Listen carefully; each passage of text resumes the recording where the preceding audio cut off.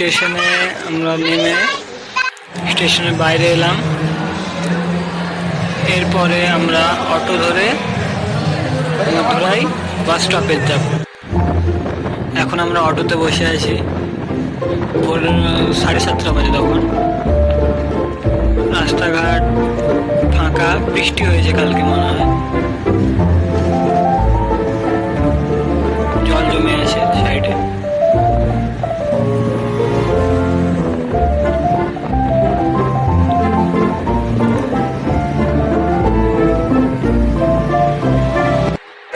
এখন আমরা বাসে উঠে পড়েছি মথুরাই বাসটা রামেশ্বরম যাওয়ার জন্য। এই মথুরাই বাস স্টপ, এখান থেকে এবার আমরা রামেশ্বরমের উদ্দেশ্যে বাসে উঠে পড়েছি।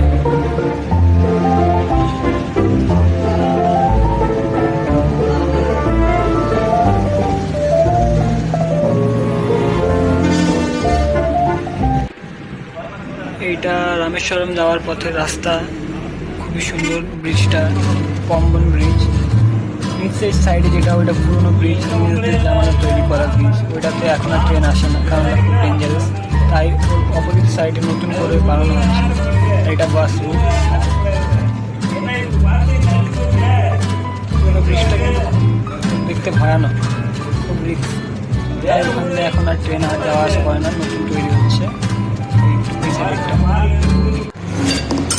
আমরা এখন রামেশ্বরমে নেমে অটো ধরে হোটেলের দিকে যাচ্ছি। এই আমাদের হোটেল রুম রামেশ্বরমে, খুবই সুন্দর রুমটা।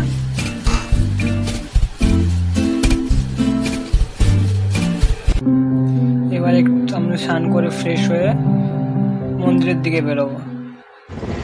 এখন আমরা অটো ধরে যাচ্ছি ধনুষকোডি আর রাম সেতু, কারণ রামেশ্বরম মন্দিরটা এখন বন্ধ হয়ে গেছে, দুপুরে হয়ে গেছে, 1টার সময়, 3:30টার সময় ওপেন হবে। অটোতে করে আমরা এখন ধনুষকোডি যাচ্ছি, তারপরে রাম সেতু, মাঝখানে বিভীষণ মন্দিরও পড়বে। এখানে বিভীষণের রাজ্যাভিষেক হয়েছিল, রাজতিলক হয়েছিল।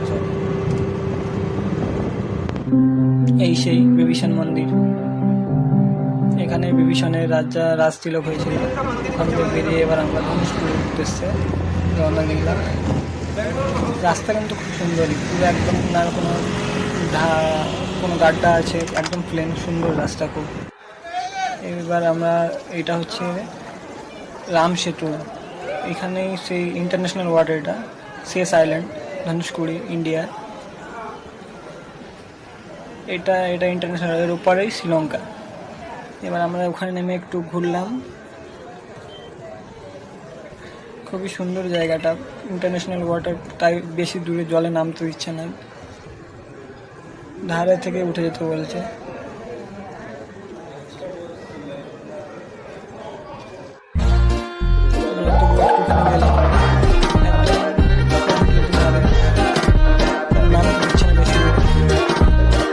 আকাশটাও খুব সুন্দর লাগছে, সমুদ্রটা এখানেই হচ্ছে সেতু বানিয়েছিলাম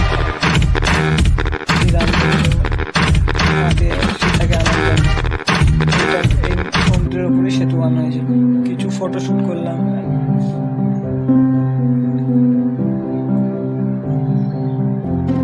তারপরে আবার রিটার্ন। এইটা হলো রামেশ্বরমের আসল মন্দির, আর এর ভেতরে তো ক্যামেরা অ্যালাউড নেই, তাই বাইরে থেকে 2-3টে ফটো ওঠানোর পর আমরা ভেতরে মন্দিরে গেলাম।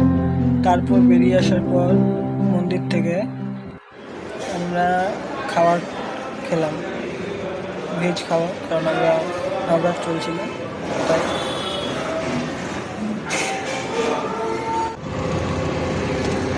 এরপর আমরা আবার বেরিয়ে এলাম। এবার যাওয়া হচ্ছে মথুরাইয়ের উদ্দেশ্যে, রিটার্ন।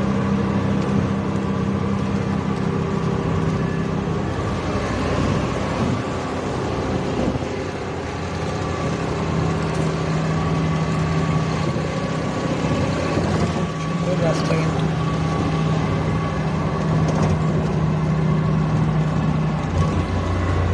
চারপাশে খুব সুন্দর জঙ্গল। এটা আমাদের মথুরাইয়ের হোটেল, আমরা চেকিং করার জন্য চলে এসেছি। লিফটে উঠে গেলাম, আমাদের ফ্লোরে ছিল। Room number 404।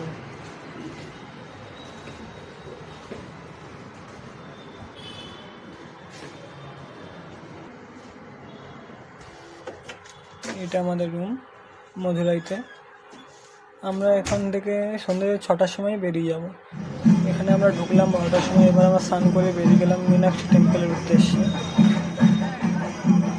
বৃষ্টি হয়েছে, রাস্তাটা প্রায় জল জমে আছে। এখন আমরা যাচ্ছি মীনাক্ষী টেম্পলের উদ্দেশ্যে।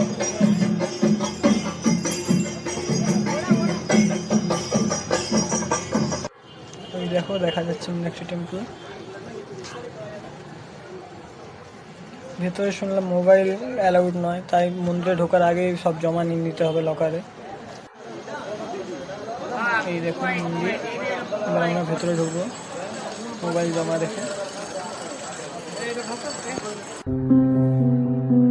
মন্দির থেকে বেরোনোর পর কিছু ফটোশ্যুট নিলাম বাইরে থেকে। খুব সুন্দর মন্দিরটা, বাট ভিড় ছিল অনেক, 2.5 ঘন্টা লাগলো দর্শন করতে। এরপর আমরা খুব টায়ার্ড হয়ে হোটেলে এসে শুয়ে পড়লাম, কারণ সন্ধ্যেবেলায় আমাদের ট্রেন ছিল ব্যাঙ্গালোর আসার জন্য।